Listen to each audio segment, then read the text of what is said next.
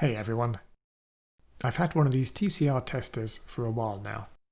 They are a nice bit of kit, but they come as a bare bones PCB and not much else. So I've been wanting to design and 3D print a case for it for some time. Let's get into Fusion 360 and do something. So I've created a model of the tester, and I've also downloaded a couple of extra components, a battery and a slider switch. I want to add a switch so I can completely disconnect the battery when the tester is not in use. So the first thing we'll do is create a sketch to design the top part of the case.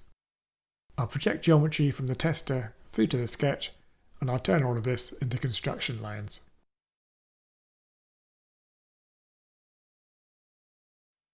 For the push button and the ZIF socket, I'll just offset the lines by 1mm to give them some space. For the bolt holes, we'll just make some 4mm holes. These should fit my M3 bolts without any problems. For the LCD, I've measured the height of the display at 30mm, and I'll inset from the edges by 1mm.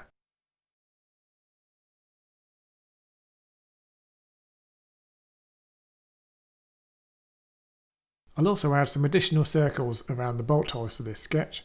I'll extrude these on the bottom to create pillars down to the PCB.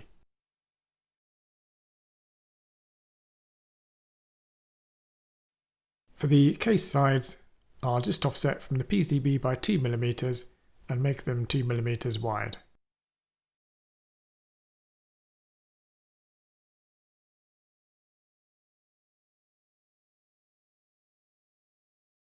So that's our initial sketch done.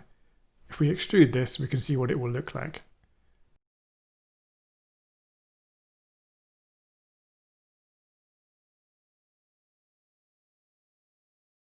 It looks good.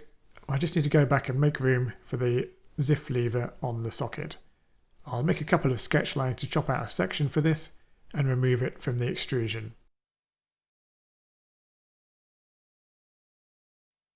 This now looks good. We can extrude the pillars down to the surface of the PCB and also extrude the sides down to the surface, making sure we have a slot for our ZIF lever.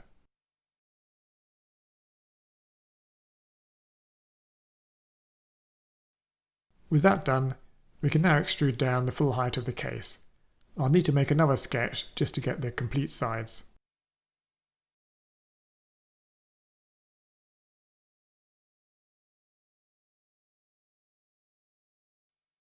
For the bottom of the case, I'll add some pillars here with a hole for our brass inserts. From previous experiments, I know that a hole of around 4.5mm works well for these.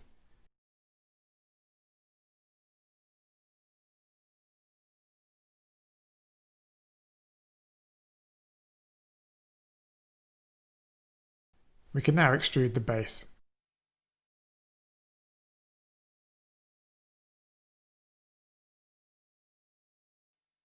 So that's our case almost done. I'm going to split the case into two halves so I can fit the components inside. I'll quickly measure to see how tall it is and then create an offset plane halfway through. With that created, we can split the body into two halves. I'll rename these so I know which one is which. We can now go back and extrude the support pillars up to the PCB. I'll make sure I leave a bit of play to allow for printing and accuracy.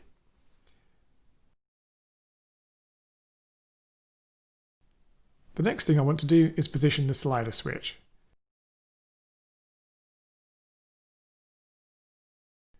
With that positioned in a suitable place, I'll cut out a hole from the top and bottom of the case so the slider switch can be moved on and off. I'll also add a small chamfer to this to make it more comfortable to use.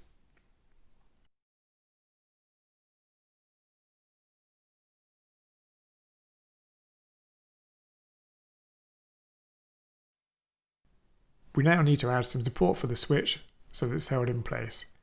We'll add some vertical extrusions to hold it vertically, and then we'll just add something for the switch to slide into.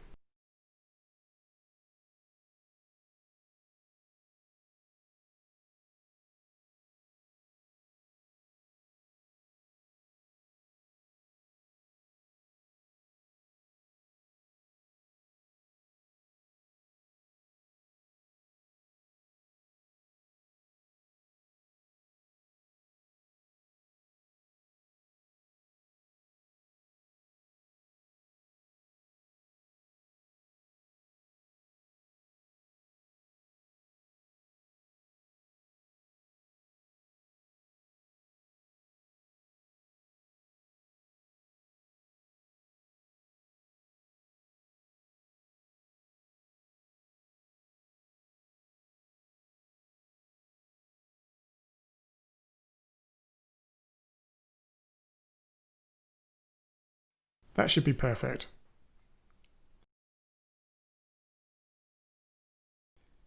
The last thing I want to do is place a lip around the join so the top of the case is guided into the correct position.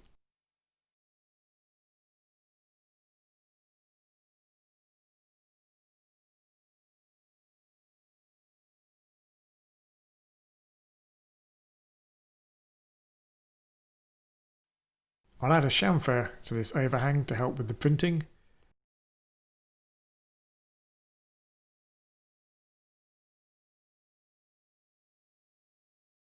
And now we just extrude the lip up.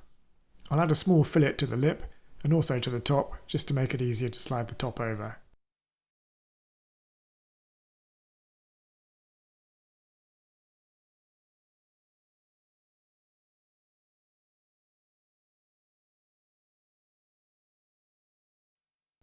That's our case almost complete. I just want to go back and add a fillet to all the corners so that it's nice and rounded.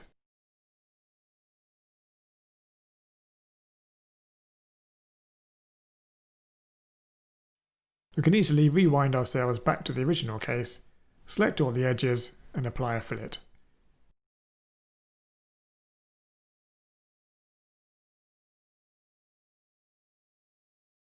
Moving back to the latest changes, our box is now complete. We'll send both halves off to the printer.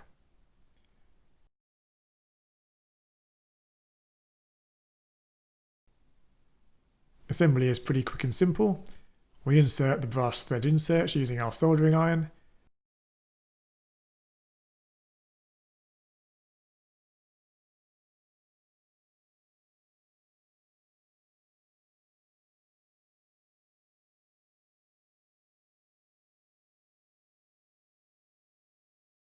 Wire up the switch.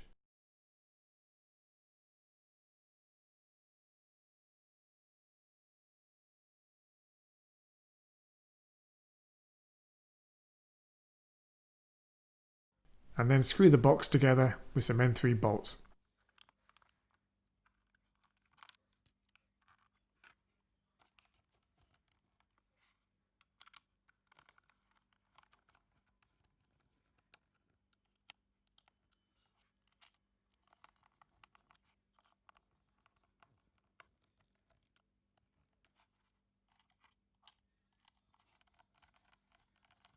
It works nicely, and I can disconnect the battery when it's not being used.